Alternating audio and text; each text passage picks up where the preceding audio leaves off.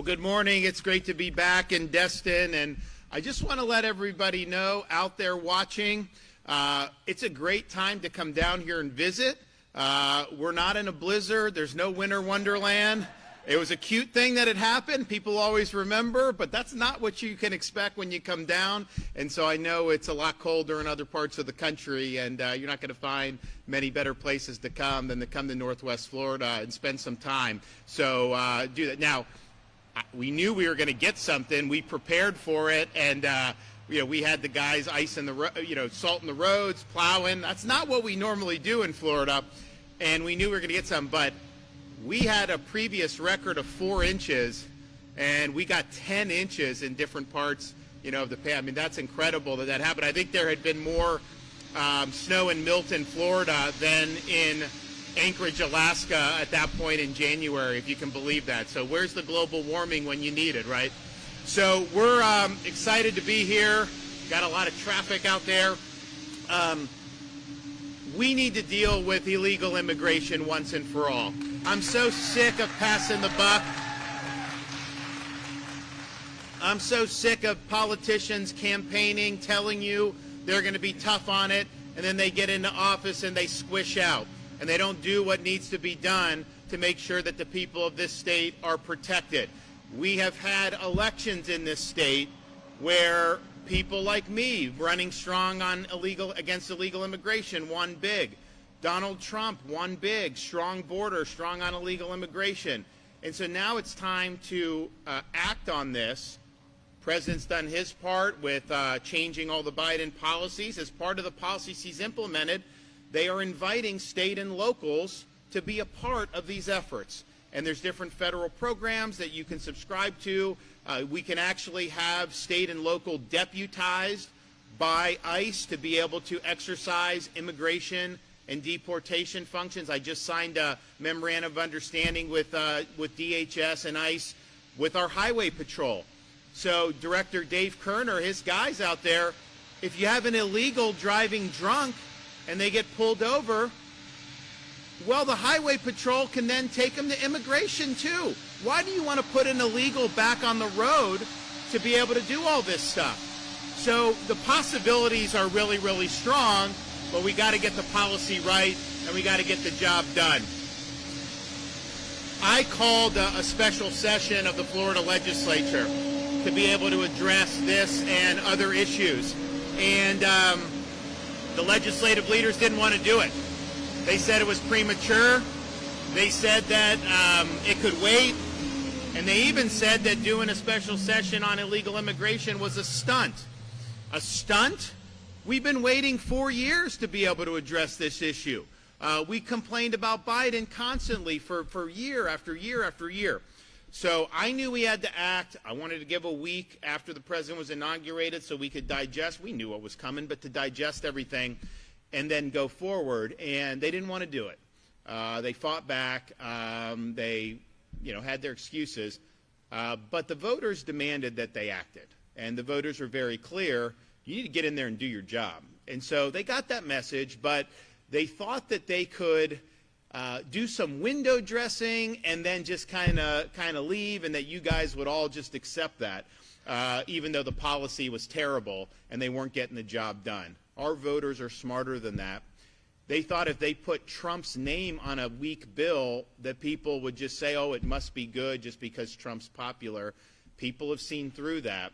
And so what they did was they created a piece of legislation that not only didn't answer the call and help deliver on the mandate that we have for the American people, they did things that are going to make it worse to combat illegal immigration than we're even doing now. If that bill passed, we would have been more effective under even Biden in some respects than now when we have a willing partner in Donald Trump, because they're trying to kneecap state enforcement efforts. So we've got some work to do here. Now, it's interesting because they have tried to say that this is somehow some great piece of legislation.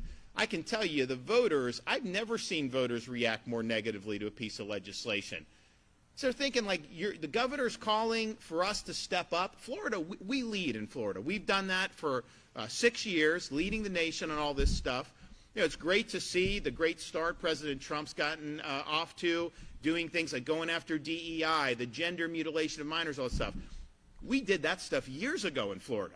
I mean, we were the first out of the gate on all of that stuff to lead, and we're going to be the first out of the gate to be strong partners in finally ending illegal immigration once and for all in this country. So we are, yeah, no, it's important.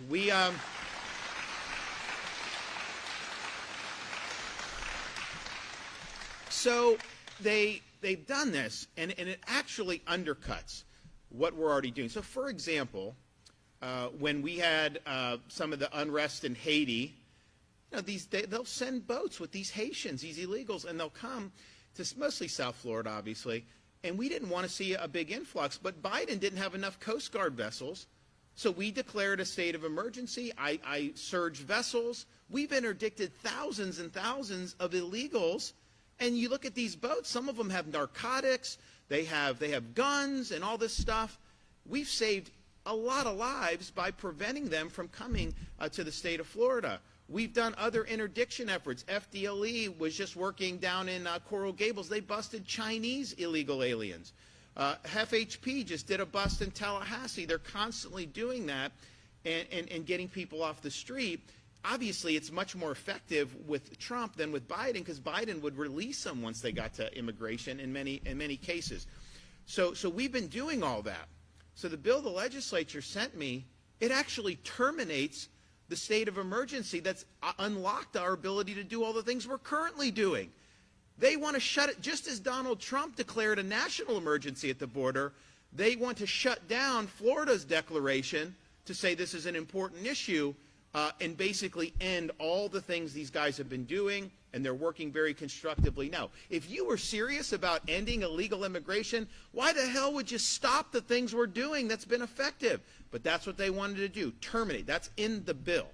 The other thing they did is they eliminated any immigration enforcement from the governor and our state agencies, and really local in many respects. And they lodged it in the Commissioner of Agriculture. First of all, has that ever been done anywhere in the United States? How often is agriculture viewed as leading the fight against illegal immigration? I don't think I've seen that memo yet. And so it's really like the fox guard in the hen house. So it's a bad decision. They don't have the resources. You'd have to create a whole new bureaucracy to be all these problems. But they actually, in the bill, they prohibit our state agencies and your local agencies from even talking to ICE without the approval of the Commissioner of Agriculture. So if you want to have Panhandle, your police departments, your sheriff's departments, if they're working to bust like some illegal alien gang, they wouldn't be able to turn them over to ICE unless the Commissioner of Agriculture gave them approval. Who the hell do they think they are to say they need a mother may I from the Commissioner of freaking Agriculture?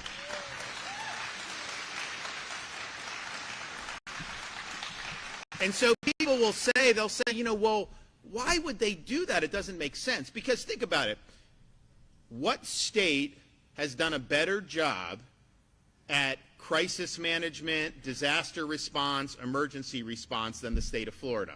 Is there a state that's done better? Not even close. So we have agencies that are in all these fights. We have a great record of success in responding to different things. And why would you want to kneecap that? And even if you were serious about it, to create a new set of bureaucracy and the Commissioner of Agriculture obviously doesn't make sense. And the reason they did it, it's not because they're dumb. They knew by doing that they would stymie enforcement against illegal immigration. They don't want to remove illegal aliens from this state. Okay? Some of them want cheap labor for some of these business interests. And here's my problem. So first of all, we did E-Verify a couple years ago. And E-Verify, so private business, you just run them through the computer. You're here lawfully, you can be hired. If you're not, you can't be hired. That's the law of the land. It's not like we're imposing a new set of laws. So that's the law. And so we've done it. And so the legislature in this debate, because they want to take E-Verify away from the governor and put it in the Commissioner of Agriculture. Gee, wonder why. But what they tried to say is, oh, the governors, you guys weren't tough enough. You were dropping the ball, this stuff. Well, it turns out the legislature has refused to fund E-Verify the last 2 years. Imagine why they wouldn't want to fund E-Verify. They probably have some supporters that don't want them to do it. But because they said that, we've now sent out letters to a lot of these businesses that are sometimes suspected of having illegal labor. We've sent it out, and we said, hey, some members of the Florida legislature are suggesting that you may be using illegal labor and you're not using E-Verify, and they're saying that the ball's been dropped. So we're now going to get confirmation on all these businesses, and we are going to follow up with them to see if they're following the law or not. But these guys deliberately did not want to fund that because they want the policy to be you have illegal workers because it's cheaper for some of their supporters. And here's my problem with that. One, we got to be a rule of law, right? If you want to have foreigners come in, then change the law. Now, I wouldn't support that, but at least we're all on the up and up. Why is it that you have to follow the law, but some of these other guys don't have to follow the law? That doesn't work for me. Doesn't make sense. So I have a problem with just from a rule of law perspective. I also have a problem, though, when you bring in the illegal foreign labor. You're obviously undercutting wages. They say, oh, Americans don't want to do. Americans will do more construction if it pays better. They just want an artificially lower wage. But here's the thing. It's a massive corporate subsidy to them at your expense because guess what? They're paying low wages. You're paying for schooling for the kids. You're paying for medical when they go to the emergency room. And tragically, a lot of people pay when they get hit in like a traffic accident and the illegal doesn't have insurance. So it imposes massive costs on our communities. And a lot of them don't want to acknowledge that, don't want to say they're for that, but they've made policy choices in this bill that would lead us to essentially being a sanctuary state. Because if these guys can't even communicate with ICE without going Mother May I to agriculture, you are handcuffing the people that are out there trying to keep you safe from the scourge of illegal immigration. They also didn't do anything to stop catch and release. My proposals say you get an illegal, the drunk driving is something that I talk about a lot because we have a lot of people who've lost loved ones being hit by an illegal alien drunk driver in almost every instance that I know of. It's not the first traffic infraction that these guys have had. So if they're there, get arrested for DUI under the bill that the leaders passed. They go before a judge and just get released, right? There's no presumption of detention. For us, we don't think that they should be entitled to bail. We think that they should, the default should be that they're detained and then turned over to immigration. Don't just put them back on the street. We also want to make sure that we're very tough on illegal alien voting, which is wrong, and it's not allowed in the state of Florida. And we have prosecuted. No one really dealt with this until I became governor. We worked with the legislature to establish an Office of Election Crimes in the Attorney General's office. And so after the 2020 election, there were illegals brought up on charges who voted illegally in some of these elections on the local level were decided by 50 votes. So it does matter. And some of the illegal aliens said, well, I was told I could vote by someone in like Broward County or whatever. And I don't actually dispute that. I think that's probably true. But the part of the reason why they are able to register to vote is because there's no declaration that you're a U.S. citizen when you register to vote. So we want to put on our forms a declaration where you have to declare under penalty of perjury you're a U.S. citizen. And then if you declare that and you register, then the crime is committed right there, even before you vote. And the reason why that's important is because if you prosecute them after they voted, the vote is going to count. If you get them after they register but before they vote, then we've prevented the election from being infected. Now, the bill that they passed doesn't do what needs to be done on voter registration at all. And I think we got to be very, very tough on that. So you have, and then the linchpin of all this is we want a duty for all state and local law enforcement agencies to cooperate and participate with the Trump administration's efforts. That's what they've called for in the executive orders, and we need to step up there and do it. What the legislature did, they do not impose any duties on any agency to be involved in any meaningful way. They did say you got to, at the jails, you've got to allow ICE to pick people up. That's already the case in Florida and the vast majority of jurisdictions.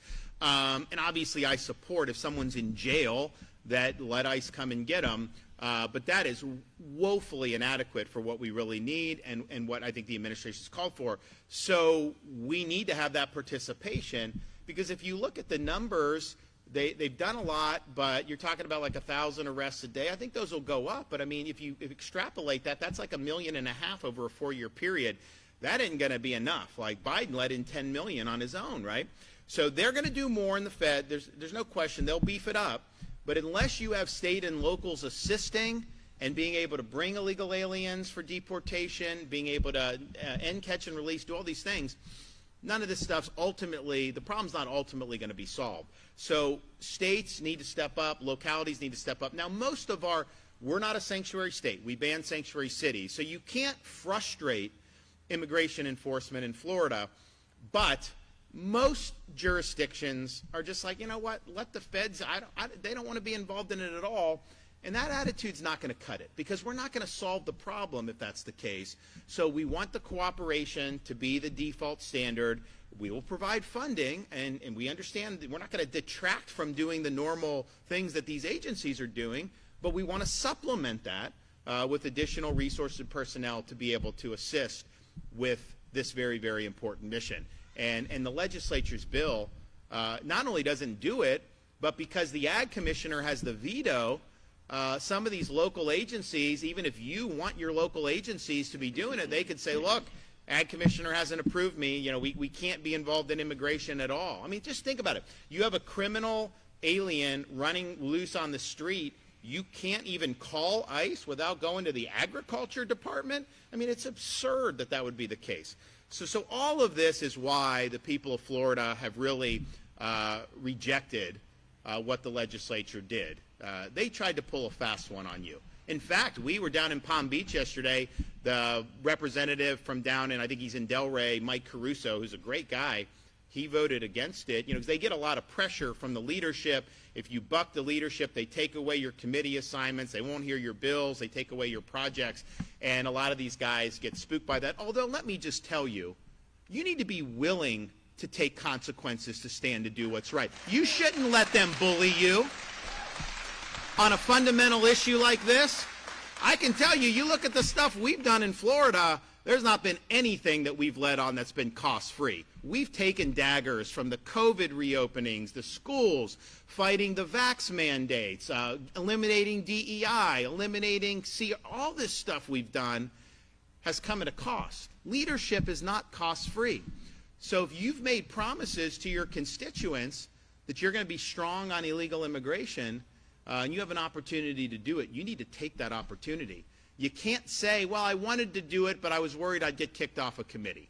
That is not exercising the type of courageous leadership that's going to save this country. But nevertheless, that's what they do. So they tell people you got to vote for this, otherwise we're gonna ruin all this stuff. Although, I've also announced, because we raised a lot of money to beat Amendments 3 and 4 last time. We are now going to do it. I'm going to do it for my successor as governor. We need somebody that's very conservative and is going to keep this going. Because I can tell you, there's no guarantee this keeps going. There's no guarantee at all. We could be a purple state in 5 or 10 years very easily if we don't make the right decision. So we're going to do that. But we're also going to get involved in some of these legislative primaries. Because I just think that if you've campaigned one way and you get up and you do something different, we need to expose that for the voters. And I think it's just, and I think what happens in these legislative races, it's like, like the kind of the leadership will pick who they want in the primary. They'll put special interest money behind them. They all run mailers and commercials saying they're the most conservative thing since sliced bread. Some of these guys were like, had my picture and all their stuff. It's like, so okay, fine. Well, you get in on that, put your money where your mouth is. And I think what we don't, and I totally respect somebody that runs on a different agenda than I've pursued. If we have a Republican that runs on a supposed need to bring in a lot of cheap illegal labor for their donors, if that's what they want to run on and they win and they get in and do that, honestly, what am I going to say? But what I don't want is for people running saying they're putting Floridians first, they're going to stop illegal immigration, they're going to stand with the policies that are strong, and then get in and then do the opposite. That is the problem that we're going to have. So we are going to make sure that we're doing it. But there is just that. So you have a lot of pressure that gets put on these guys to just fall in line. So this bill that was generated, I think it's 75, 80 pages. They got it, and they had 25 minutes to read it. This is Nancy Pelosi. You have to pass the bill to find out what is in the bill. And it's unacceptable. And think about it.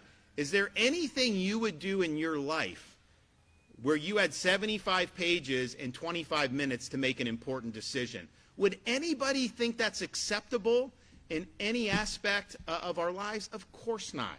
So why not allow this to get public view? Why not have people be able to render their opinions? And I think it was because they knew the opinions were going to be very negative. So they just wanted to ram it through. And here's the thing. A lot of these members, because I've supported a lot of these guys, I've raised resources for them, and there's a lot of good guys, good men and women in there who really want to do the right thing. And so they were put in a really difficult spot because they're being told the bill's doing certain things, but if you actually look under the hood, it's this jalopy. So those members really weren't treated well. And look, I think you guys should talk to your members, House, Senate, in the legislature, tell them what you think on this. But I do think you have people who want to do the right thing, who were told that this was doing what people thought that we all wanted, and it just wasn't. And it doesn't excuse it entirely, but I do think there were circumstances where if some of those members were given the option of voting for the strong policies outlined, I think a lot of them would vote for it, 100%. I think they would vote for it. So all that said, they have still, some of them are still clinging to this idea that this is good legislation. But let me ask you this. If this is such good legislation, why have they not sent me the bill yet to act on? Why are they holding the bill for me to act on?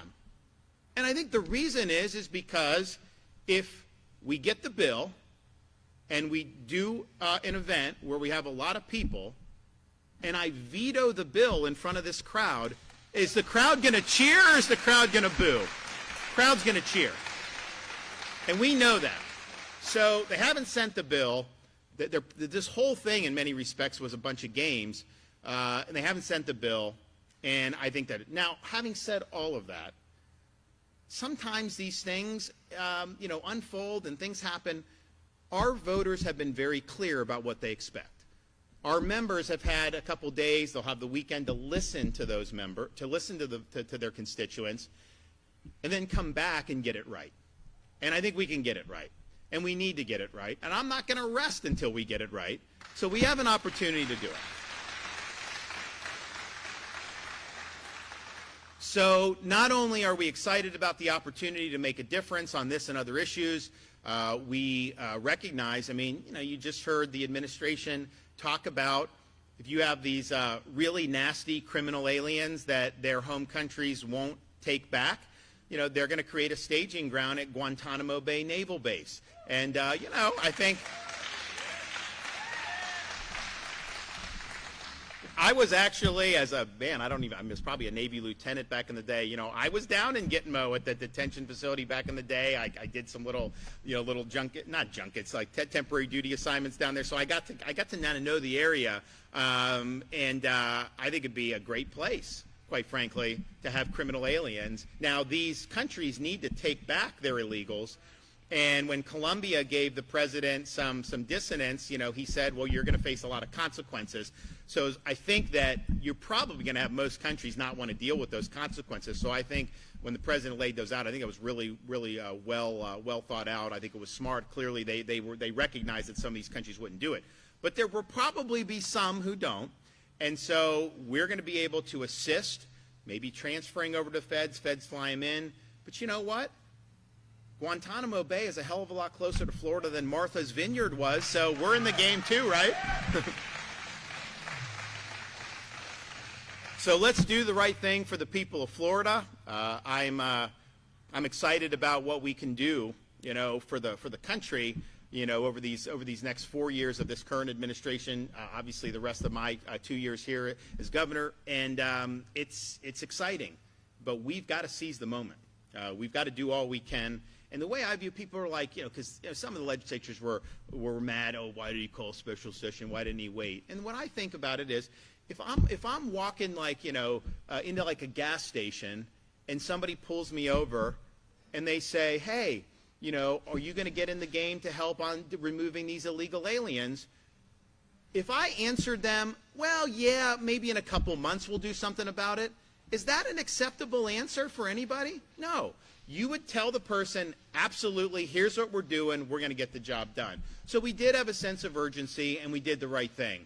So I'm looking, we got great resources here. We're going to have a lot of opportunities to do different things.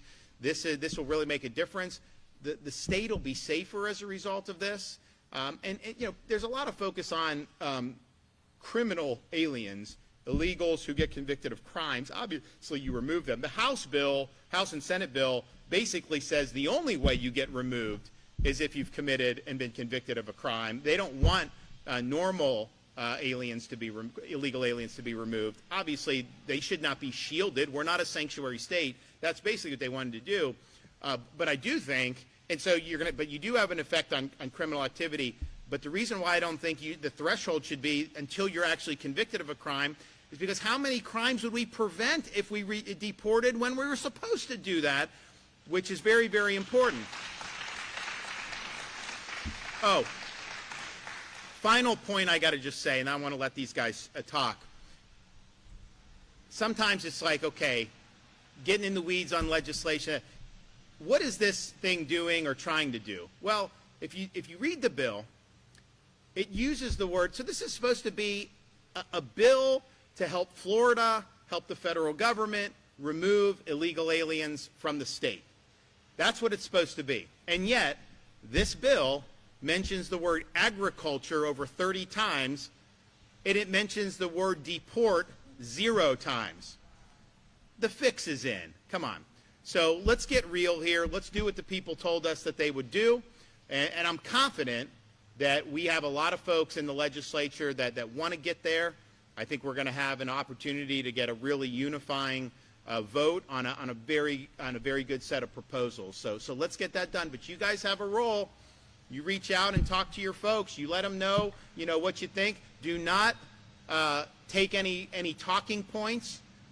Make them explain why they made the choices that they did. Why did they not do some of the things that they did? And I think sometimes in legislative and policy making, sometimes maybe we could have the same objective, just a different way to get there. But if you actually read their bill, their objective is not our objective. Our objective is to help with the deportation of illegal aliens. Theirs is to shield a lot of illegal aliens who are working here under the table. And that's just, you see the difference in philosophy and values with that. So it's unfortunate. So, all right, well, we've got both Mark Glass, FDLE, and Dave Kerner from the Highway Patrol, head of the Highway Patrol and Department of Highway Safety. So they're going to talk a couple things, and then I'll wrap it up. So go ahead. Thank you, Governor. Dave Kerner, honored to be here with you, Governor. Honored to be here with you as constituents of the state of Florida, and truly honored to be here joined by our Florida State Troopers. Let's give them a round of applause. Thank you for being here, guys. These state troopers have been on the border for almost 3 years, over 40,000 individual nights and days away from their family and friends, protecting the state of Florida, protecting you, protecting our way of life. As an agency, we are excited to start to focus our operational efforts into the interior of Florida. We want to be of value to you. We want to be of value to the federal government in this deportation process. But, you know, I can't help but think that I got to be as candid with you and with my boss here as possible, with the commissioner of FDLE here. This isn't just about public policy. This moment is a moment in Florida's history that we will look back on, and we will say that we were under attack because the question isn't about the specific policy in the bill. It's really an attack on the way that our government is functioning and how it is run. I mean, we have all heard, let's be honest, in this last election, since Governor DeSantis has been the governor of this state as well, we have adopted conservative values as American values. And our American values are under attack by way of the Florida legislature and this bill. What do I mean by that? Well, let's talk briefly about the unitary executive. A unitary executive is the basis of the president's power, our governor's power, to keep us safe, to protect his constituents, and to enforce the law. Both President Trump and Governor DeSantis have been strong supporters of that unitary executive. The U.S. Supreme Court has ratified that policy. The concept has been discussed and supported by the Federalist Society. The U.S. Constitution requires it. The Florida State Constitution requires a unitary executive. And let me cite briefly the Florida Constitution. Section 4, Article 4, Section 1A. The supreme executive power shall be vested in the governor, who shall be commander-in-chief of all military forces of the state, and as governor shall take care that the laws be faithfully executed. The governor shall have the power to call out the militia, to preserve the public peace, execute the laws of the state, and to suppress insurrection or repel invasion.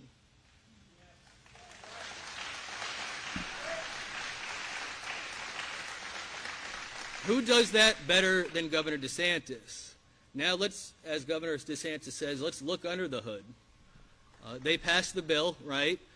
Let's see what it says, because I get a lot of questions, even from lawmakers, about, well, Director Kerner, I don't really understand what you mean by we're not empowering law enforcement, that we're making their jobs harder. We don't want to do that. Well, and I'm standing here with one of our top cops in the state, Commissioner Mark Glass. Our agencies work so closely together. His agents are outstanding. Lines directly from the bill. Any communication or coordination between a state entity and a federal immigration agency concerning such laws or matters must occur through the Office of Agriculture Commissioner. Commissioner Glass and I, my troopers and his agents, they talk every day about operations, about intelligence, about drug deals, what have you. Now, but if it touches immigration, we can't do that anymore. We have to go seek permission. Mother, may I? Another line from the bill. If a local government law enforcement agency, we have our deputy sheriffs here, requests assistance regarding federal immigration from a state law enforcement agency, like ourselves, the local government law enforcement agency must coordinate that request through the Office of Agriculture Commissioner. You know, it's funny because there's a program called 287G. The governor has spoken about MOUs, or Memorandums of Understanding. We were honored to sign one I guess it was just 2 days ago, Governor, with HSI and ERO, Enforcement Removal Operations. This is sort of a historic document in the sense that it's giving state troopers and state law enforcement federal powers to enforce immigration laws. We haven't been able to do that for 4 years. Thank goodness we have Governor DeSantis, because if another governor had signed this bill, this would be ineffective. This would disappear with that signature. The moment that this bill becomes law, this goes away. You must seek permission through the Commissioner of Agriculture to do that. And, you know, the last question I would ask that the legislature answer is, you know, if our agent or his agents and the state troopers are working and they're out on the road, and I'll give you an example. Last night, state trooper pulls over a car in Liberty County. There's 5 illegal aliens in it. There's drugs, no license, what have you, a normal traffic stop. Well, we have to call ICE to come get them, right? We wouldn't be allowed to do that if this was law.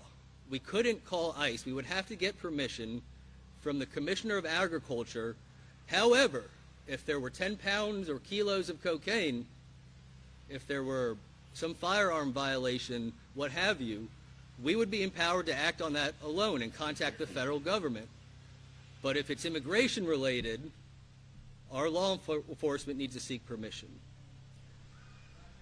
And so I would ask you to think about if the federal Congress passed a bill to take power away from the executive, away from President Trump, what would that response be? Well, that's exactly what is happening in this bill. They are trying to take power away from the executive branch and put it in the Department of Agriculture. I really and truly believe in my heart that that is an attack on our system of government and our value system as a state and as Americans. Governor, regardless of how this ends up, and I think I have an idea where we're headed, because this governor never loses. He fights and fights and fights for your public safety every day. And that's been one of the joys of my life, is to work side by side or behind him in any event. But regardless of what happens, if the legislature sits on their hands and doesn't do anything, my promise to you, my promise to these constituents, my promise to my partners in law enforcement, these guys and gals behind me are going to keep kicking butt. They're going to do what needs to be done. We're going to put bad people in jail, and we're going to get them out of this country.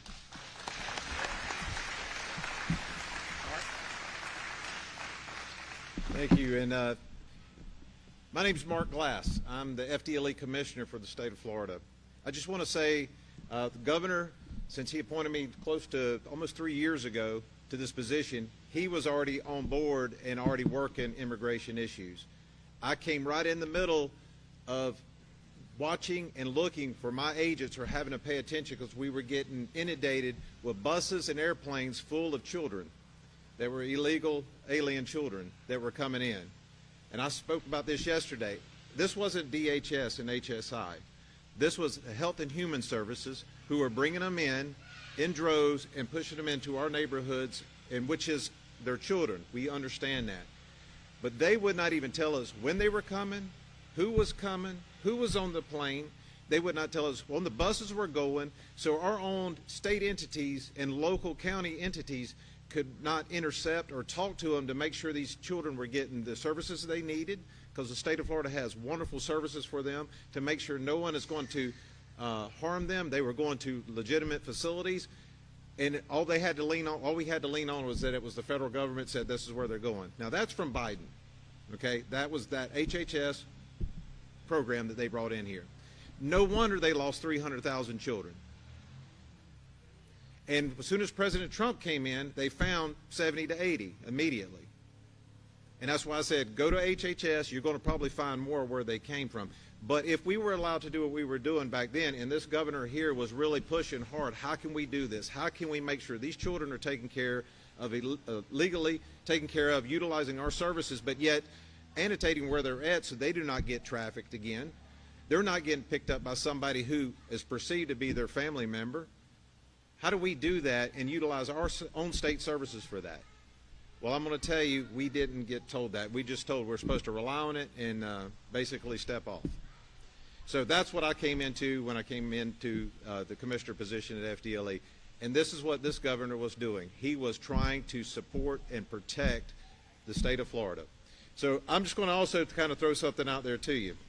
Yesterday at our immigration roundtable in Palm Beach, I brought up to the governor that and to the people that were there that on the declarations of immigration of people coming in illegally, Florida is number 2 on the destination list. I got that from DHS. Number 2, we're behind New York. And as in any poll, we want Florida to be first, not in that category. That is, I will tell you, with the policies that are being put together, the hard work that we've been doing for the past governor's term, 6 years, and what we're continuing to do, I will tell you that we're going to drop, and with President Trump coming in office, and the cuffs are off there, we are going to drop out of number 2 because of what we're doing to deter and deport out of this state. We're going to drop from number 2 out of the top 10, which is a measurable goal. I promise you that will happen if we're allowed to do that.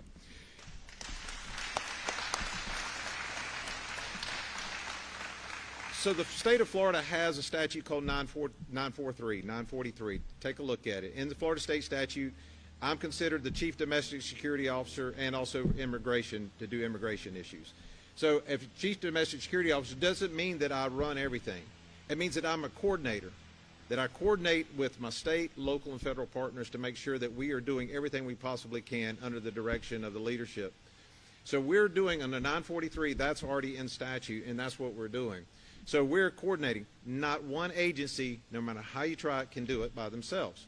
So it takes all of us. It takes every agency and every department, even the non-law enforcement agencies, to do this. It takes you as citizens to spot and help us to find different things. Just like we did in Miami. That was a citizen tip that we got to Coral Gables PD with Chief Hudak, and he contacted us and ICE. We showed up. We were able to see 26 illegal, smuggled in, illegal Chinese nationals in vans. Who knows where they were going? Who knows what they were doing? And who knows how they were being taken care of? I mean, just humanely, let's just talk about that part of it. Going to where they, God knows where. We were able to intercept. We turned them over to ICE. ICE is interviewing. We're being the second chair on interviews, trying to figure out where they're going. Everybody knows we got it. China's infiltrating us in all different ways, right? Well, you do not have to go through the legal visa system as much anymore. Just go across the southwest border. That's how it's been for before President Trump got in. So we got to understand that under 943 and domestic security and the way our state is set up, I help coordinate natural and man-made disasters. The natural side goes to our DEM director, and he and I are partners in this. When it comes to man-made disasters, then I take over in that part, and we work hand in hand. Not one person has it. And ladies and gentlemen, we have a man-made disaster. It was made by a man that was able to put that many people into our system. Let me give you another stat from DHS. Finally getting stats. I've been trying for 3 years I've been here to get stats from them. And I was balked, and by the way, DHS has, previous administration, has a state and local law enforcement advisor. And I'm the Homeland Security advisor to talk back and forth to DHS. On the previous administration, how many times I talked to the state and local advisor or to talk to the person who was responsible for that assistant secretary? Goose egg. Now, I'm just an old boy from Walton County, just right over here, and I know what zero means. That means you didn't get contacted, right? So at that point, I've been putting letters in, trying to get it, put them on record to tell me where everybody's at. Heck, they got a CBP One app. I was like, you paid for an app and you can't even tell me where these folks are at? How do we know what type of services they need? How do we know what's going on? Refused. But since President Trump's in and the new leaderships are coming in, the door's open. We are talking direct back and forth. I've talked to the new state and local law enforcement advisor, which is former Sheriff Keith Pearson out of St. Lucie County. He's already telling me, what do you need? We're trying. We're going to everything we get. So I'm talking to senior officials again back at DHS. But let me give you this stat.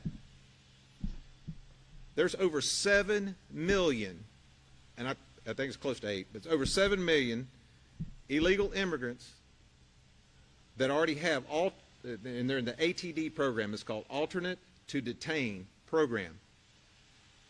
Now, that doesn't mean they just came over illegally and they're ready to deport. These are alternate to detain. You know, we get the ones that would, no things, cut them loose. 7 million in the system with ICE. Congress has only approved and appropriated ICE to have 40,000 beds. I told you I'm from Walton County. I saw Commissioner Drake in the back, and his daddy was my superintendent. I can do math, and that's pretty math that it's going to take a long time to get these folks out. So I just kind of want to run that with you. So just in 2024, what I was getting reported by DHS, just in 2024, there was 315 releases from detentions that were not going to go into another detention or be deported. They were just going to get their court date and notice to appear to an immigration court. I want you to go online, if you can, to FDLE, and you'll see this chart. And this chart, when you see it, take a look at it. Out of those 315 that they released, 94% of the criminal aliens were released in our state had one or more violent crimes in their criminal history. 12% of the criminal aliens released are sexual predators and had committed sexual assault. 29% of criminal aliens released are convicted drug offenders, and 3% were released, were federally charged and illegally re-entered again multiple times.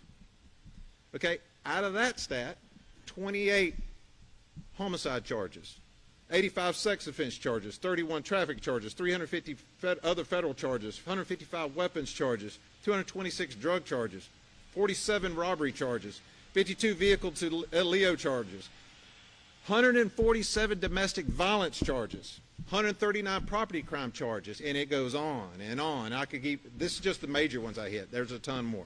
So what I'm trying to tell you is this right here is a man-made disaster. So, and I told you all that. Well, we still only got 40,000 beds nationwide.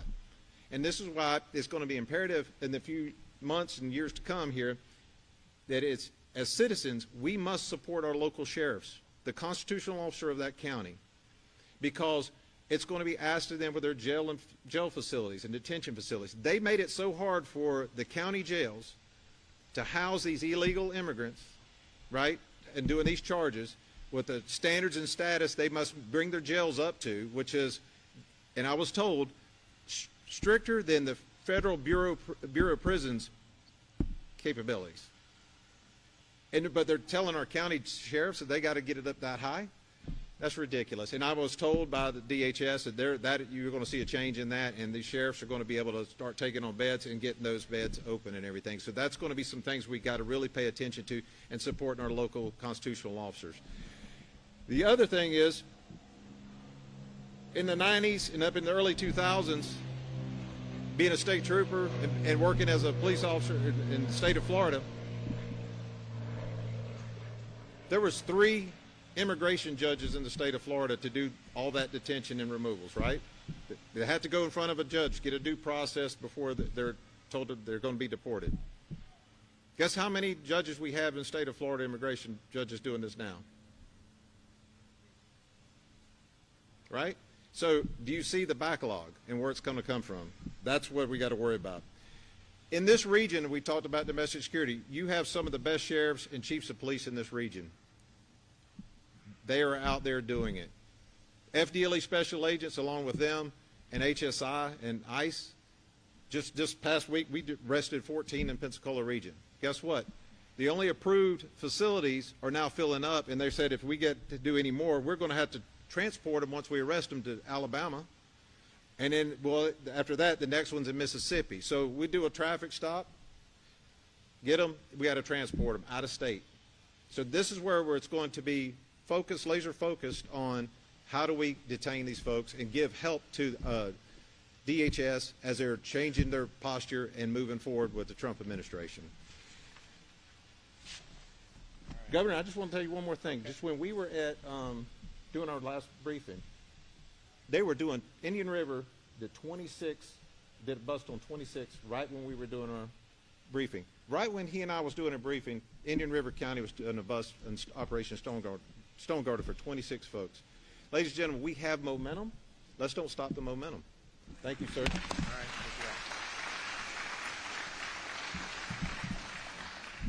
Well, we look forward to getting this done for the people of Florida, and that's what it's all about. It's not about, some of these, guys are, you don't think about insular, about politics in Tallahassee. Nobody cares about that. They care about whether you're doing the work that the people elected you to do, and are you doing what needs to be done to make our state better, and our proposals clearly are geared with that in mind, and will deliver that. I also will be putting out our proposed budget for next year. That's due at the end of the weekend, and I'm not going to necessarily go into a lot of it now, but I'll just give you a couple things. The state of Florida, under my governorship, we've paid, if you look at all the debt that the states had from 1840 to the present, we've paid off almost 40% of that just since I've been governor. So we now have the lowest per capita debt of any of the 50 states. We're very proud of that.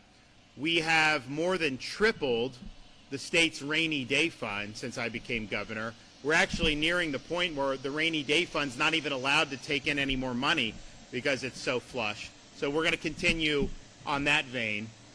We are going to look at, we are going to include as much tax reduction.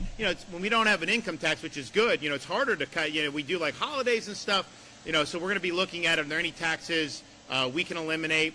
I do think one thing, and we can't do it in the legislature through the budget. It would have to go through Constitution because property taxes are local. But, we need to crack down on property taxes in this state. We need to limit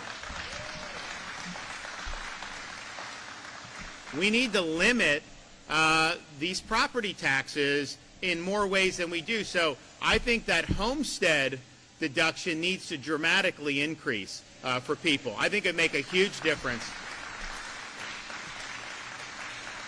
Because, you think about the the home prices have gone up. Part of it is inflation, but part of it in Florida is demand. There's a lot of people that have demand to live here in Northwest Florida. It's a hot spot. And so you have the home prices going up. Interest rates have gone up, so people want to get a mortgage. That's more difficult than it was, prior to Joe Biden becoming president over 4 years ago. Then you also have insurance, which has gone up partially because of the inflation, but also, we had a lot of roofing scams. Now, we dealt with that a couple years ago in 2024. We actually had 9 new companies come in. They're leaving California. They're coming to Florida. And we had 6 million homeowners policies that had no increase, which had not been the case for a while. So we've taken a lot of action there, but that's a huge part of this. And then the taxes are a part of it. So the thing we have the most control over, we obviously can't control the overall inflation rate. We can't control private markets, but we can control how much they can tax you. So we're going to be working over the next year and a half to see what we can present for voters to be able to vote in the next election for some major property tax limitations and reliefs. These local governments, I'm not saying they're all bad, but the bottom line is when homes are being sold, money comes in, they typically spend it, right? And I think that we can let's limit that to make sure that people are protected. So we need to do that, but we can't do that in the budget. So we'll do some other tax stuff. But one of the things we are going to do is pay increases for highway patrol troopers. That's going to be in our budget. And these guys have done a lot. I was the first governor to send folks to the southern border when Biden opened it back in 2021. We had a lot of states follow suit, and people were, why are you sending to Texas? You're Florida. Because I care about this country, and Floridians care about this country. And what comes across that border doesn't stay at the border, and a lot of that stuff ends up in our state. So it's the right thing to do. We're glad they did those missions. They've done a lot of missions in addition to just the normal stuff. So they deserve that. We're going to make sure that we get that done. So we'll be coming out with that this weekend. I look forward to working with the legislature to make sure we're meeting the needs of the state, but we're also maintaining that laser focus on fiscal responsibility. And in Washington, the debt has doubled over the last 10 years. And in Florida, in the last 6 years, we've knocked out over a third of the debt. So you couldn't have a stronger contrast between how we've handled your money and how Congress and D.C. has handled your money. So we want to keep that going, make sure the state's built for the long haul. We continue to get the job done. Okay, you have your marching orders. Who here is going to call or email their House or Senate member? You guys going to do it? Very respectfully. Be nice, because these are good folks. Be nice. Be very respectful, but be very clear about what your expectations are. And if you are able to talk in person or on the phone and you're asking questions, don't accept these talking points. Make sure they're explaining to you why they supported some of the things they did here. Okay, do we have any questions back there? Yes.